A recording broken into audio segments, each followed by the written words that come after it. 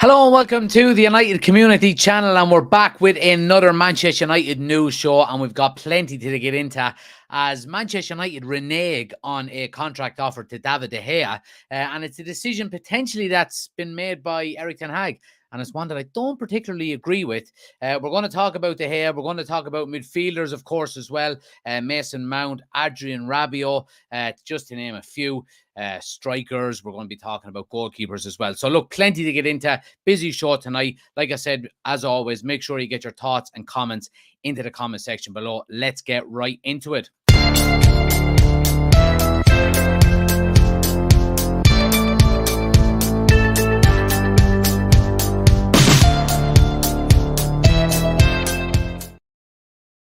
But yeah, you're more than welcome, guys. As always, thanks for joining. I do appreciate it. Who we got in? Cottle is there. Good to see you, pal. Niall is in.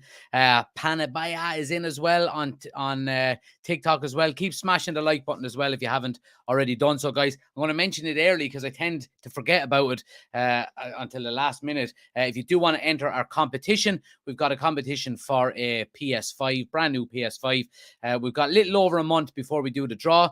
If you're watching on TikTok, the link is on my homepage. Click the link. It'll bring you straight through to the raffle. If you want to, get involved, you can. Any proceeds that are made above the cost price of the PS5 are going to go to charity. So it's a nice little, I suppose, thing to do, even if you don't win. So appreciate that, guys.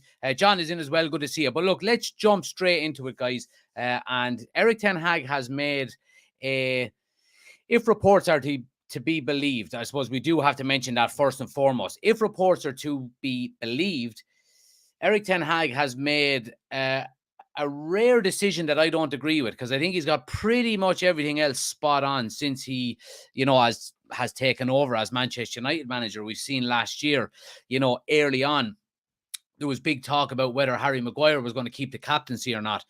And Ten Hag came straight out and said, yes, he is. He's a captain of the club. He will, continue to be the captain of the club. And I thought that was a smart thing to do, because in his mind, he was saying to himself, that doesn't mean I have to play him, so happy days. He then had to go through the whole Cristiano Ronaldo debacle, and I think he got that right. So look, there's been a lot that he's got right, but if reports are to be believed, this is maybe a decision that I don't 100% agree with. So anyway, let's get right into it. Manchester United withdraw a contract proposal for David De Gea and offer further reduced terms. Now, we do know already that David De Gea Manchester United were looking to get David De Gea's wages down. He was on 375 grand a week. He was the highest paid player at the club. And we got reports, in around the middle of last season that Erik ten Hag and the club were looking to implement a sort of a salary cap, and that they didn't want to see,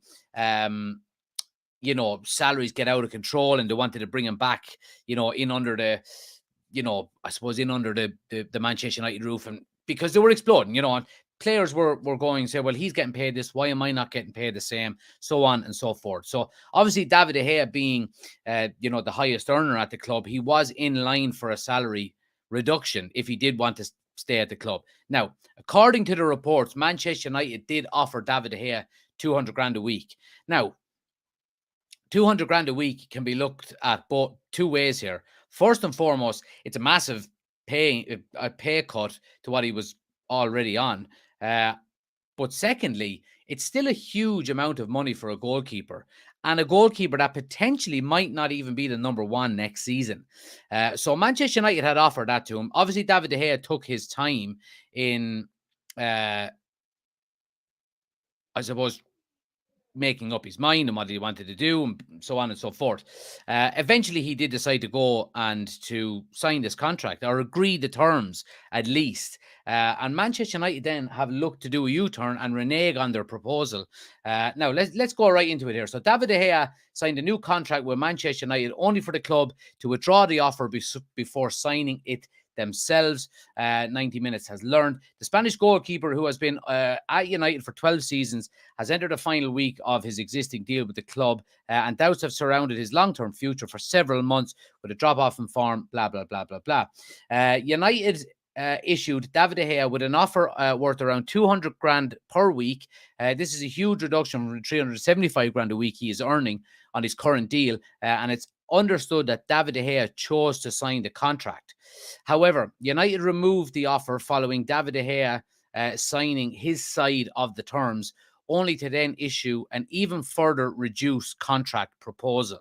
Now, it doesn't say what that reduced proposal was. All it says is that Manchester United pulled the initial, I suppose, deal and the official offer. If we look here, David De Gea staying is still a possibility, but it's not as a number one. Erik ten Hag wants someone to start in goal. So Erik ten Hag has made it pretty clear that he wants a new number one. He wants a new goalkeeper, or at the very, very minimum, he wants somebody to come in and challenge David De Gea next season for that number one spot. And this is coming from Chris Wheeler, who writes for the Daily Mail. He says, Ten Hag is behind Manchester United's U-turn over David De Gea's contract after the manager expressed concerns about keeping the Spaniard as his number one. Now, look, two ways we can look at this, really. Okay, first and foremost, Erik ten Hag, I like the fact that Erik ten Hag is, or according to these reports, Erik ten Hag is getting the final decision on his players, whether they stay, whether they get new contracts, so on and so forth. And, I can understand that if Erik ten Hag is not wanting to keep David De Gea next season, and he thinks maybe he's not the type of goalkeeper he wants. Let's put it that way. And to be honest with you, I agree. I don't think David De Gea is the long-term goalkeeping solution or option for Manchester United going forward. I think the game has evolved. I think the way Ten Hag likes to play the game. I think if you have a goalkeeper now that's is not comfortable with the ball at his feet, you're basically an outfield player down, because, a goalkeeper is never marked in open play. You're never going to get a striker to go in and sit on the goalkeeper while the defense is, playing left to right. So you're always going to have an extra option if your goalkeeper is available.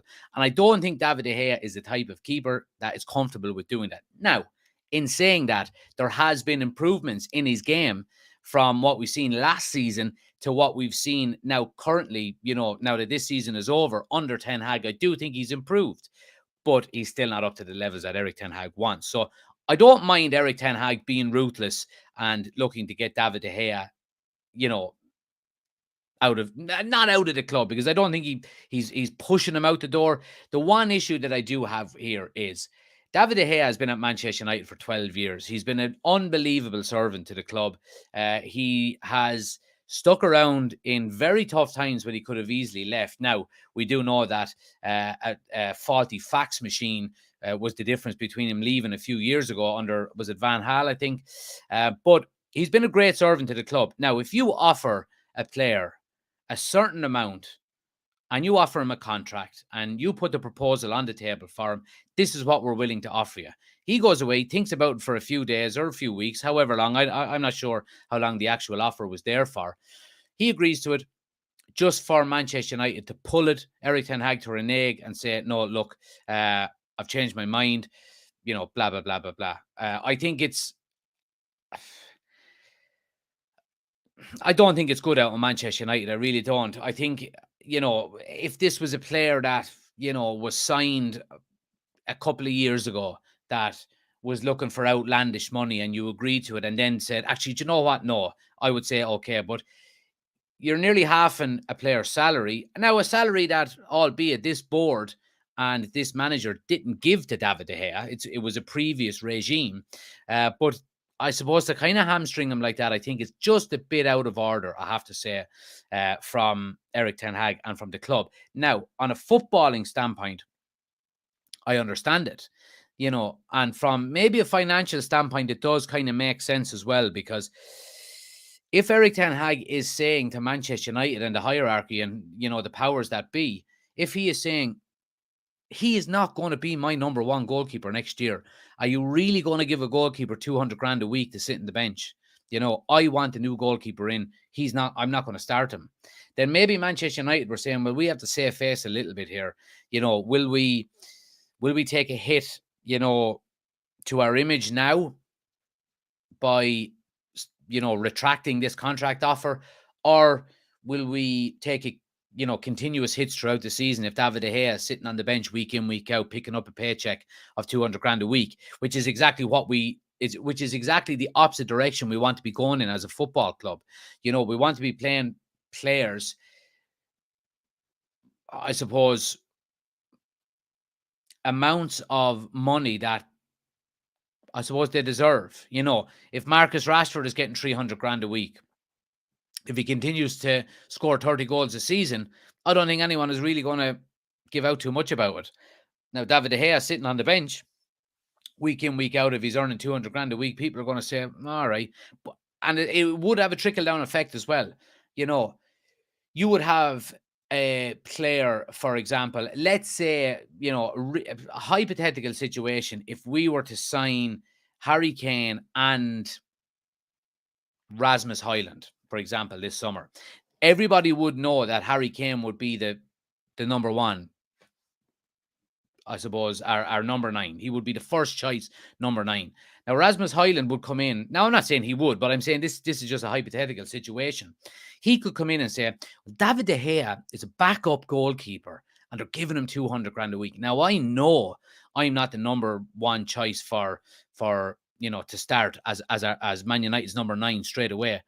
But if they're giving him 200 grand a week, maybe they might give it to me as well. So I think it sets a precedent. And I think, in a way, I don't like how it's done. I would have liked Manchester United to be a lot more professional and to offer him a salary that they were happy to offer him, even if he wasn't going to be the number 1 straight away, rather than doing this 200 grand a week and then going, well, no, he's accepting that and he might not start next year. Right, let's pull it and offer him something else. I think it was bad form. I think it was bad form, basically. Let's see what people are saying in the comment section here. Get your thoughts and comments in as well, guys. Keep smashing the like button. If you're new, hit the follow button or the subscribe button on YouTube.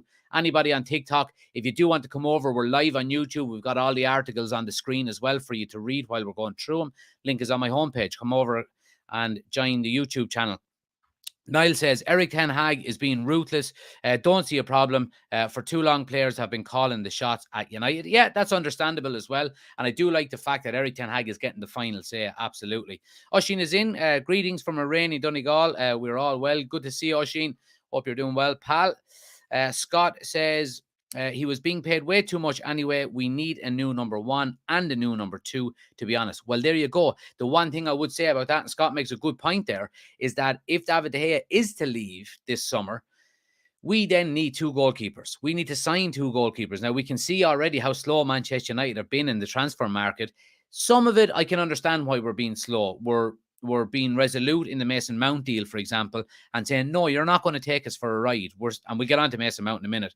Other, I suppose, areas where we are being a bit slow, in relation to potentially a number 9, a centre back. You can see how slow we moved with Kim Min-jae, for example. Although I just have a feeling that might not be done and dusted for Bayern Munich yet, Kim Min-jae, but because his release clause comes into effect in a few days' time. Luke says 50 mil for a keeper plus add-ons seems a lot for Onana. Yeah, we'll get into Onana now in a sec. And Tim says, what is going on at United with transfers? Same every year. Yeah, look, transfers at Manchester United have never been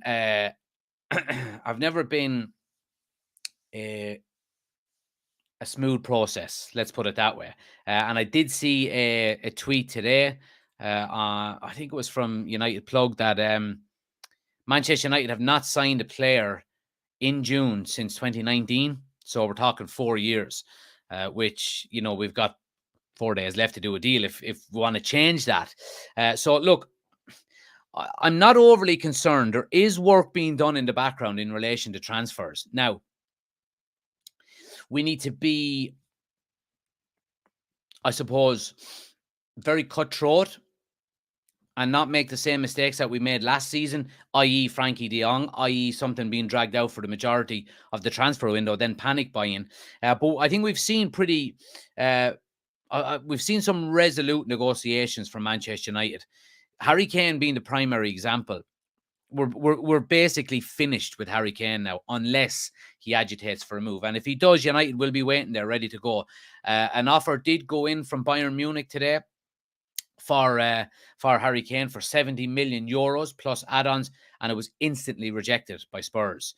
So Daniel Levy is not just playing hardball with Manchester United. He is going to play hardball with whoever wants Harry Kane. Now, I did make a TikTok about it today, that the United tax is well and truly in effect.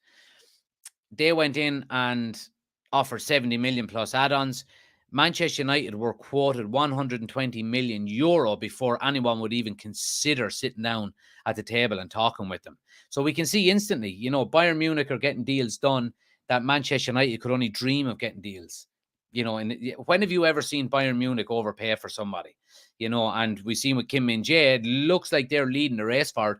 I'll go back and say it again, that release clause will be triggered by a number of different clubs on the start of July, and I'm sure Manchester United will be one of them. But according to reports, it does look like Bayern Munich are leading the way for him. So look, I mean, deals will get done. Manchester United will sign players. I just hope we sign the right players. And that brings me along nicely to our next topic. And it's in relation to this guy, Adrien Rabiot. And Juventus are close to a Rabiot extension, despite Manchester United links. Now, of course, look, we've been linked with Rabiot. This is our second summer in a row now that we've been linked with him. And I think it's... I think, again, there's some parts of this story that I like, and some parts of it worry me that we can't even get a free agent, and we've seen last year with Christian Eriksen how long that took, So let's go through some of the comments here. Niall says, let's see, why is every other club can go sign players under the radar, but United is all over the media when linked with players? Well, we're the biggest club. We're the biggest club in the league, Niall. It's always going to be the case, and that's not me trying to be cocky or boastful, but it is. Manchester United are under so much, I suppose, scrutiny and, under the microscope so much that, we're always going to be linked with these types of players. We've seen in the past that United have been used, as a decoy for players to get a higher fee to go somewhere else, or for them to sign maybe a new contract with their current club. If we can generate interest with Manchester United, we know they'll pay big money, so on and so forth. Here, we'll give you a new contract or whatever. So, number of different reasons. David says, always pains me when other clubs are making signings and United are yet to do business. Lots of time left, I know, but still have to look at Liverpool, Arsenal and City all making signings already. Great point, David. Yeah, and I do appreciate your contribution, and I agree with you. I have to say, I mean, it's I remember it last year. I remember last summer's transfer window, and we just kept saying, can we just get that one signing in? Let's get that one signing in, settle down, and hopefully, if we can make a signing in a certain area of the team, that will have a snowball effect to, okay, we can now sell someone from there, and we can get a new player in from the money we made from him, and so on and so forth. Luke says, it's not all because they don't want Kane in a team that's going to be playing them in the league and cup, and if he goes to Bayern, that's out of sight, out of mind, says Luke. I understand that, Luke, but by all reports, Harry Kane doesn't want to leave England. He wants to stay in the Premier League. He wants to beat Alan Shearer's record. He's not going to go to Chelsea. He's not going to go to Arsenal. He's not going to go to Liverpool because they spend 100 million on Nunez. He's not going to go to City because of Haaland. He's not going to go to Newcastle because I think Manchester United are ahead of them, and I think United is just a bigger club anyway. I think it's set up for United. Now, I cannot see Daniel Levy letting him go for a free next year. I think he'll cash in on him this summer. I really, really do. I really think he will cash in on Harry Kane before the end of the year, or before the end of the transfer window. And I think we need to have, whether it be 80 million, 90 million, whatever the asking price is, we need to have that emergency fund there ready to go if that is the case, Paul says, what do you think about the news just in? Chelsea bid 130 million for Victor Osimhen. I'm not surprised. It's a crazy amount of money for a player who is unproven in the Premier League, but I think he's a good player. I don't know. I would still, if you offered me Harry Kane or you offered me Victor Osimhen, I would take Harry Kane every day because he guarantees you goals. But I do think Victor Osimhen can do well in England. Is he a £130 million player? No, he's not, in my opinion.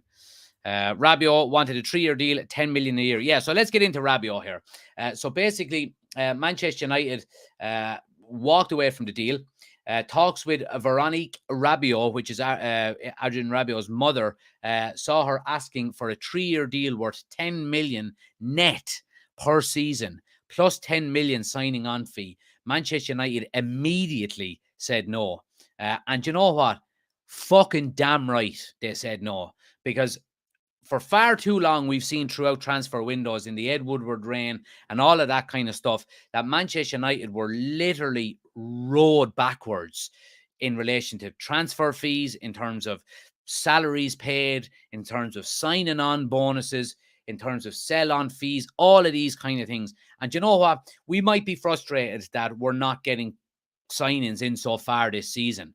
But by God, I'm happy to see that we're finally standing our ground a little bit. A 10 million net salary for a player that wants a 10 million pound signing on fee as well. I mean, it's just ridiculous.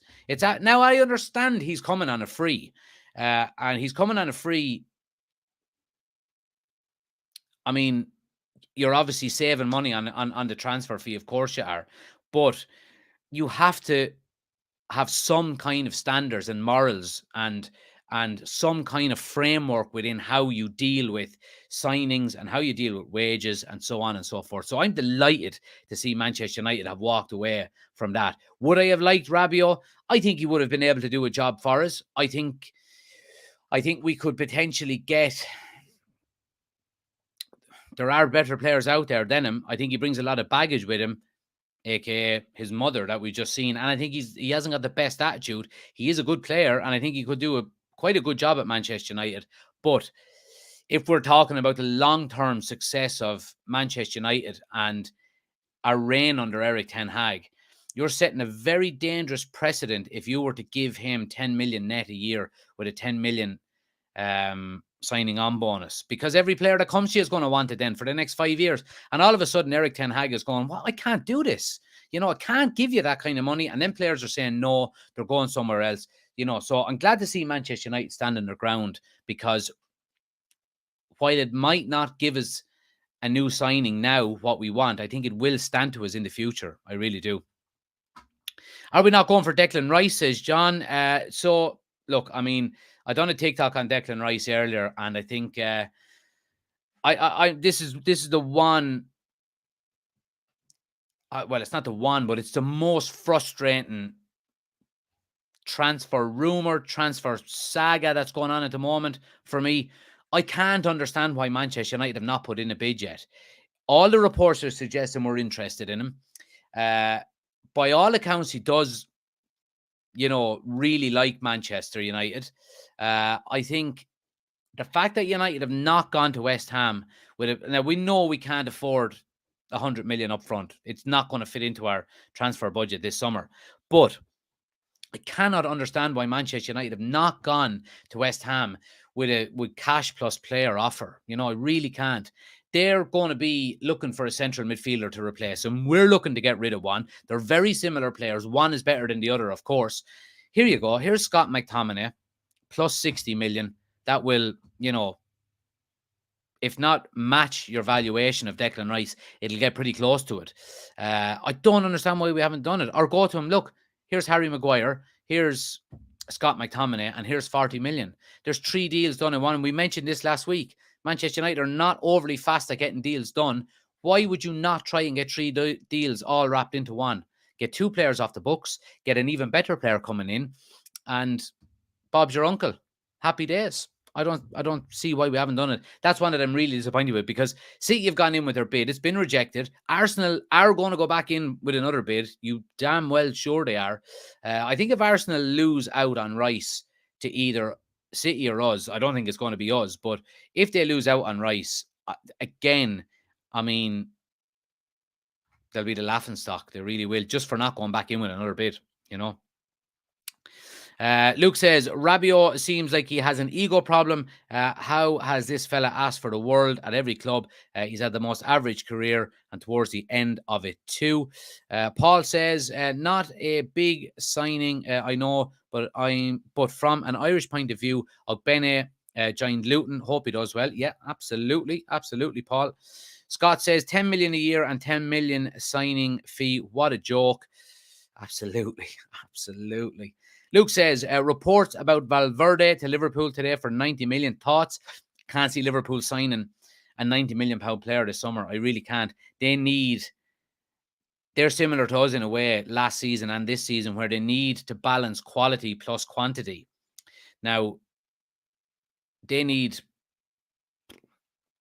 probably another 2 midfielders. Would you go out and spend 90 million? They probably need a right back as well. If Trent is going to go up into midfield, they need another centre back. I think I don't know. I'd be very surprised if they spent 90 million on one player. David says, Osman, very good, but think Kane is a better option. Outside of those two, the options are slim. Maybe Ramos, Vlahovic, need a top striker alongside the rumoured Højlund. Exactly. And that's the concern. And I've mentioned it last week.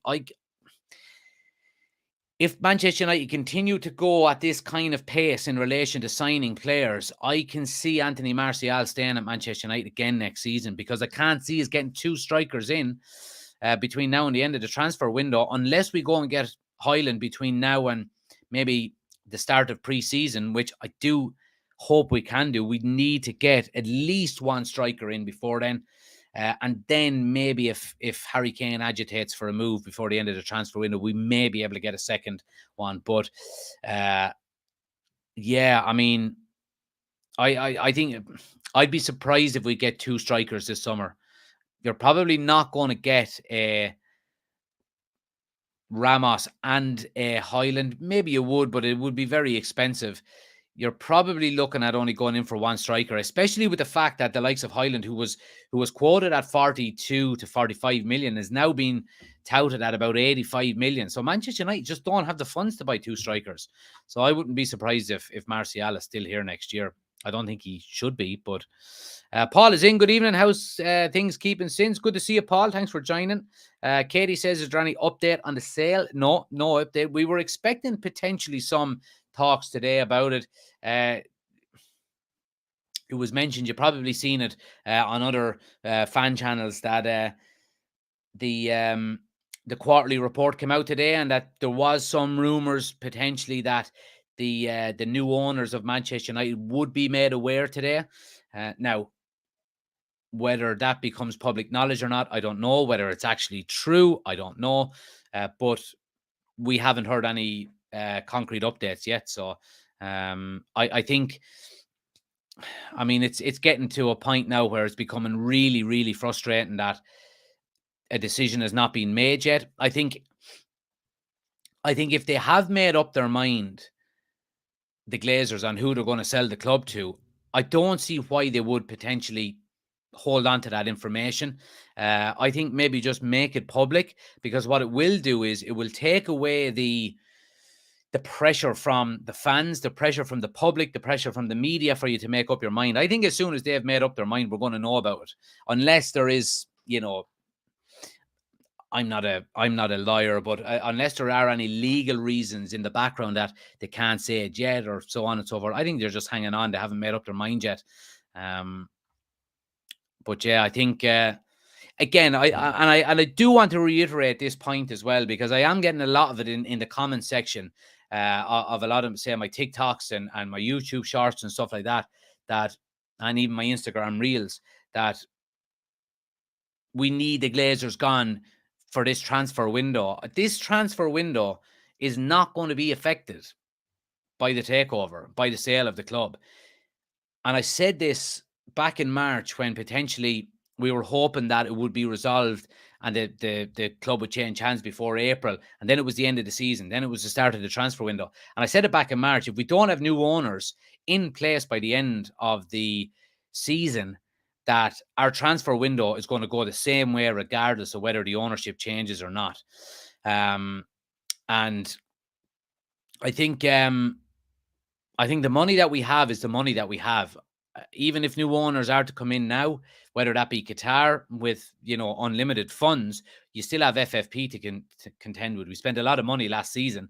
We didn't. Again, our issue and the reason why one of the richest clubs in ourselves is not Jason. Thanks for the gift. Not the reason why we are, I suppose, on FFP's radar. We're not, we're not walking a tightrope or anything like that by no stretch of the imagination. But the reason why, we're one of the richest clubs in the world. But the reason why we're, I suppose, conscious of FFP at the moment is because we're so bad at selling players. We're so bad at recuperating any money for players that we spend money on. Just look at the players over the last few years that have gone out on a free. Paul Pogba, Jesse Lingard, these types of players. David De Gea potentially now again this season. We're just not good at recuperating any money for players that we buy. And I think that's one of the big reasons. So we're going to have to be careful. The ownership and the sale of the club will take care of itself. We do want new owners because we want the Glazers gone. But it's not that I'm in any rush, that I'm not in any rush. I do want the club sold as quickly as possible because I want the Glazers out of the club. But I do also understand that if they announce tomorrow that Qatar have won, we will all have a party. And I promise you, I will get drunk live on this channel when the Glazers leave. The day the Glazers are gone, we're having a session on this channel, okay? And but I also understand that it's not going to affect our transfer window this summer. It really isn't, So I think we just need to settle into the fact that we need to sell a few players to buy a few players. We can buy players without selling, but if we want to buy as much as we want to buy, we need to sell a bit more. And I think that's just how it's going to be throughout the whole transfer window. So we just need to buckle up. It's never an easy ride with Manchester United, when it comes to a transfer window. But would you have it any other way? I don't know. And I was thinking about this the other day as well. Would you like to have all of your transfers signed in the first week of the transfer window and then nothing to talk about for the summer? It would be lovely to have the majority of them, but you do want a bit of gossip and you want a bit of news that you can potentially get excited about and things like that. So maybe that's just me, but anyway, let's see what some of the comments are saying here. Niall says Martial will stay. Who would you want, or who would want him with his injury record? Yeah, that's a great point, Niall. Chris is in. He says, bye-bye, David De Gea. Luke says, how is Fred a prioritized sale over McTominay? I don't know. I would prefer to keep. I would like to get rid of both of them and get two improved players in. But if we were only to get rid of one, I'd be getting rid of McTominay and keeping Fred. Paul says, will you ever go pay for Mount so Chelsea can go sign Caicedo off Brighton? Oh, I'd like to get Caicedo, so I would. Chris says, bring me Caicedo, Kudus, Costa, Mount, Taremi at striker. Not asking for much. Not asking for much. Well, you're probably not. It's not that you're asking. I think you're asking for an awful lot in relation to our board being capable of getting any deals done and trying to get all of them done. I don't know. Let's see what else we have here. Smash a like on the video as well, guys, if you haven't already done so. Hit subscribe if you're new to the channel. Scott says, any thoughts on the protest outside the club today? Yeah, so look, I mean, there wasn't an awful lot of people outside, but I think the message and the point was pretty clear that United fans are not going to go away in relation to wanting the Glazers out of the club.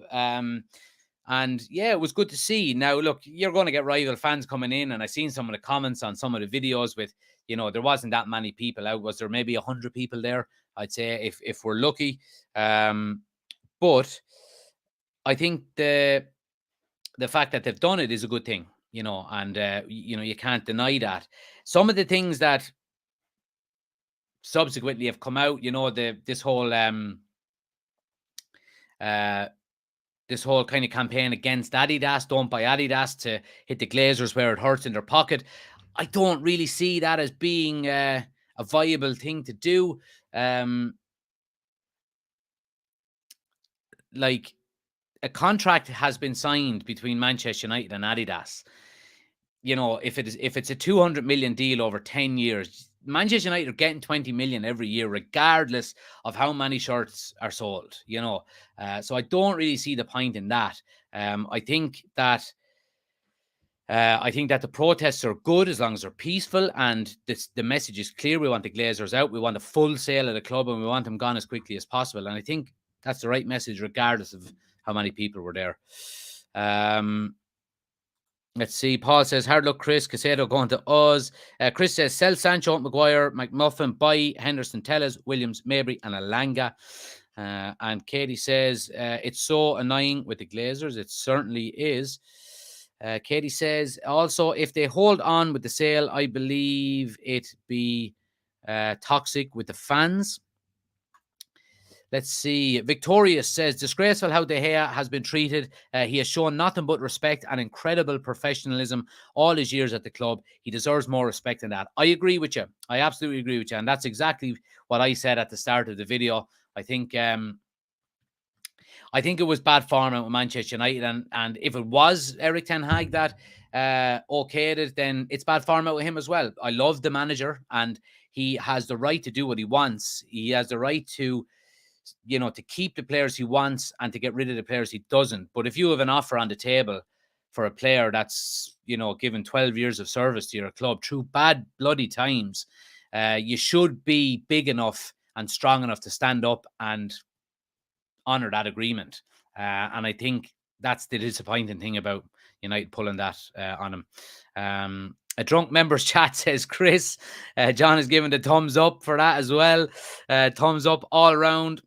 Katie asked about the protest. Yeah, we've done that one. David says, yes, the transfer is done early. I'd like to have a nice summer, a nice relaxing summer, David. Isn't that what it's all about? BVB rumored to be interested in Sancho on loan only if he drops his wages. And then Chris says, sell Sancho Maguire equals 80 million. McMuffin for 25. Alanga for 20. Tellez 5. Bailly 2. Henderson for 20. Williams for 5.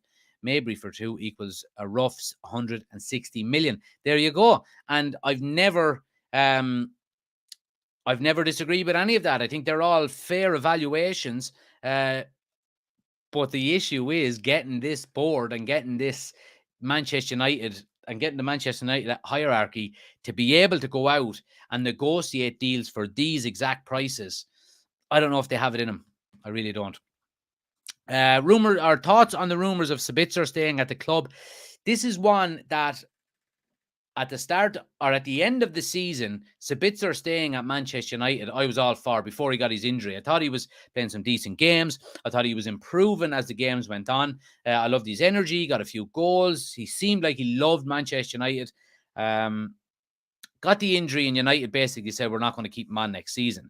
Now the rumors are surfacing that he is going to stay on. And it reeks to me of Manchester United being afraid that they're not going to get the deals they want done this summer. We better keep our options open with Sabitzer in case we don't get Mount, in case we don't get Rabiot, who's now basically gone, in case we don't get Casado, in case we don't get Kudus, whoever it may be. It reeks of fear from the Manchester United board if it is to be true. Yeah, I mean, if he comes and stays with us, okay. But if he comes and stays with us on the back of us signing a couple of midfielders, fantastic, no problem. But if he comes and stays with us and all we sign is Mount, then there'll be question marks over it for me. Katie says, I think it's great. It hit the news with the same message. Man United fans want Glazers gone. Absolutely. Oshin says, Sabitzer too injury prone and other Hargreaves. Yeah, maybe so, Oshin, maybe so. Thomas says, Kudus should be a priority for United. Can't understand why we aren't all over him. Born to play for us, an absolute monster. I agree, Thomas. And it's a kind of a signing that would set you up in that position for minimum 5 to 6 to 7 years with him. I think he's a brilliant player. Yeah. Again, I'd only be repeating myself if I go any further into it. Chris says, Casado 80, Kudus 35, Costa 50, Taremi for 35, Mount for 60, 260, sales and 120 mil budget. We got it covered. Yeah, I agree. I agree, man. I absolutely agree. Chris says Kudus can outplay Sancho and also slide into striker. Victoria says, do you think any of our returning loanees have any realistic chance of getting regular football for us next season? No, to be 100% blunt about it. I think Ahmad probably needs another season. He's had a very, very good season with Sunderland. There's two things I would like to see from him. One is for him to do it now, potentially in the Premier League, and two, for him to do it consistently over 2 seasons. One good season in the Championship doesn't make you a Manchester United regular. And I think his development would probably be better off as a main player of a Burnley, for example, who have just been promoted, or somebody like that. You know what I mean? And he's going to get 35 to 40 games a season, you know. John says, would like a new keeper, but as Victoria said, poor form treating David De Gea like that. Player of the year on 4 years. Other areas need more priority. Yep, absolutely, John. And Dale is in. He said, heard a rumor we are in debt. Who told you that? Let's move it on, guys. And we are now going to talk about, let me just have a look here. We're going to talk about striker situation real quick. So Manchester United expected to spend less on 60 million striker at Old Trafford. So now there's Harry Kane in the picture, but it actually hasn't got anything to do with him. Manchester United were expected to pay less than the £60 million price tag for Atalanta striker Rasmus Højlund at Old Trafford this summer, is coming from Fabrizio Romano. Ten Hag is looking to bolster his centre-forward position with the Red Devils, currently in the market. According to Sky Sports News, Manchester United are increasingly unlikely to move for Tottenham Hotspur striker Harry Kane, with Victor Osimhen and Højlund becoming the club's realistic target this window. Now, okay, we've been linked with these 3 players, and it's this name that I am a bit perplexed about, Victor Osimhen, and why Manchester United are maybe turning their attention from Harry Kane to Victor Osimhen. If Victor Osimhen is going to cost you 150 million, Daniel Levy would probably sit down and talk to Manchester United if they offered about 100 million. I don't see why we would all of a sudden be changing our point of attack from Harry Kane to Victor Osimhen. Victor Osimhen is too expensive for Manchester United this summer. Napoli are playing hardball, and they will not accept less than probably 130 million for him. And that's crazy money. It's absolutely crazy money. Our budget is going to max out at 120. Now, obviously, like Chris has been saying there, we're going to be looking at sales to bolster that as well. You cannot be spending 130 million pounds on Victor Osimhen when the chap has never played a game in the Premier League. It just worries me. It just worries me, especially from Serie A. And I don't know what it is about Serie A. Maybe, I don't know. It's players that come from Serie A to the Premier League worry me. They just worry me. And if we were to go out and spend 130 million on Victor Osimhen and it didn't work out, my God. Rasmus Højlund, on the other hand, this is just a deal that needs to get done. Manchester United need to get to the negotiation tables with Atalanta. We need to sit down with them as quickly as possible and trash out a deal. We're looking for him at about 45 to 50 million. They're looking closer to 80 million. Let's settle on about 60, 65, meet halfway. Okay, probably a little bit more than, we're looking to spend, but we just need to start.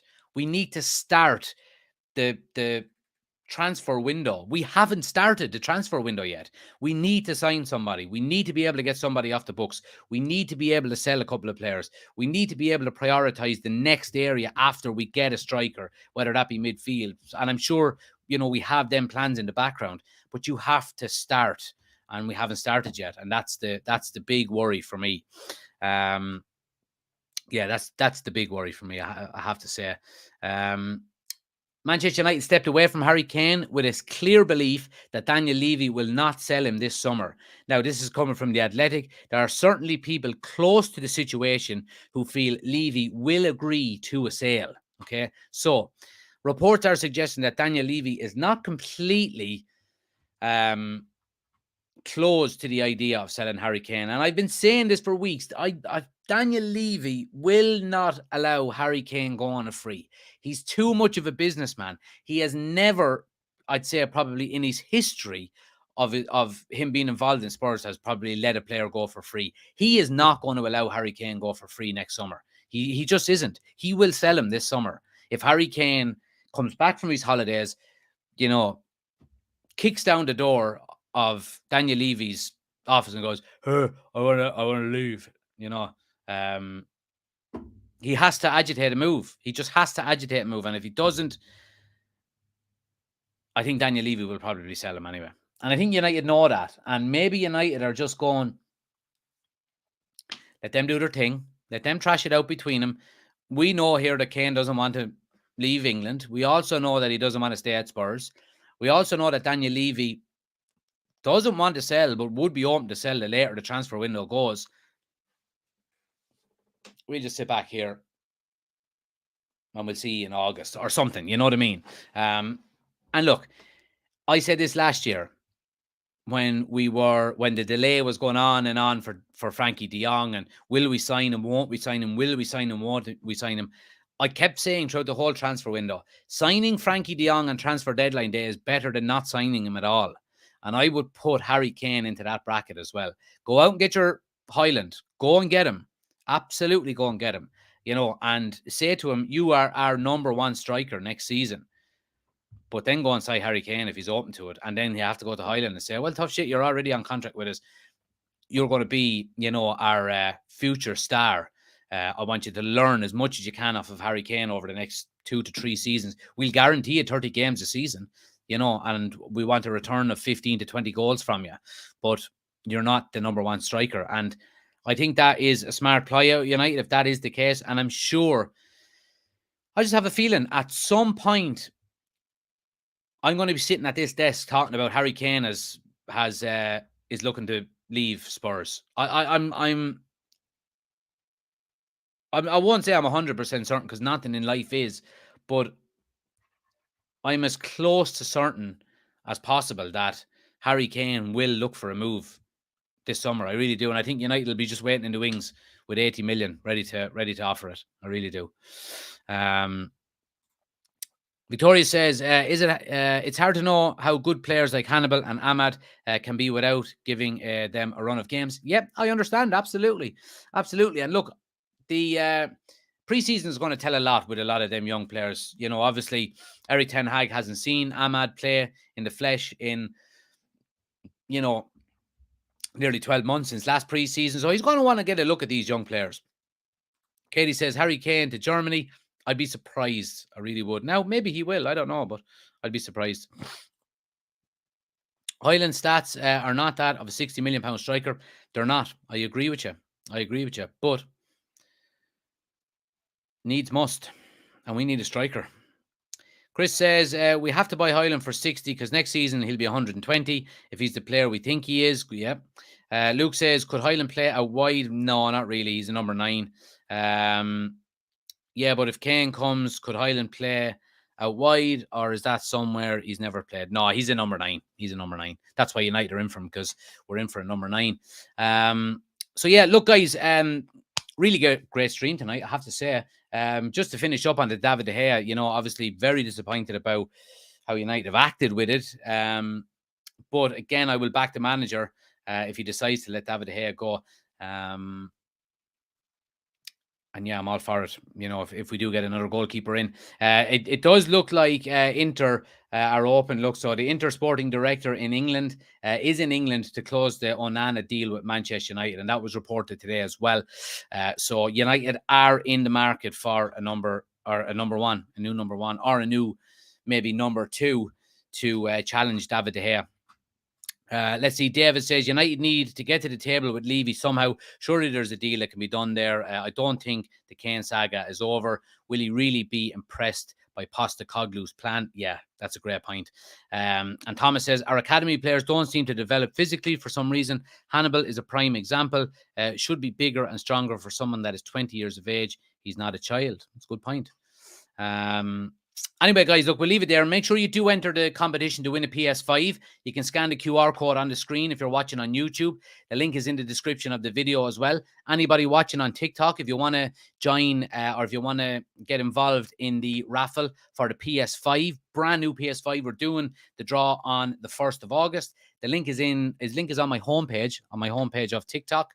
So make sure you head over there, click the link, head over. You can buy as many tickets as you want, and any money that's made above the cost price of the PS5 will be donated to charity. So it's going to a good cause regardless. Make sure you buy a couple of tickets, get involved. Someone will win a PS5, and then a charity will get a donation. So all good. Make sure you smash a like on the video if you haven't done so already. Hit the subscribe button if you're new to the channel. We're closing in on 4,000 subscribers on YouTube. So anybody on TikTok, please do subscribe to the YouTube channel as well. Again, the link is on my homepage. Click the YouTube button and just hit subscribe.